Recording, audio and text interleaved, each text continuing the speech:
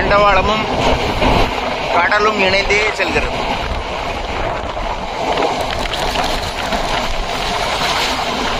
இலங்கை தலைநகர் கொழும்பில் இருந்து அந்நாட்டின் தெற்கு முறையில் உள்ள காலி நோக்கி சென்று கொண்டிருக்கிறோம். மிக அழகான பயணம். இதுவரை என் வாழ்நாளில் மறக்க முடியாத ஒரு பயணம். இது மிக குறைந்த கட்டணம் தான். தொடரி மிக அழகாக இருக்கிறது. நமது ஊர் முகல்வகுப்பு போல இருக்கைகள் அமைத்திருக்கிறார்கள். ஆனால் கட்டணம் வெறும் 70-80 ரூபாய் தான்.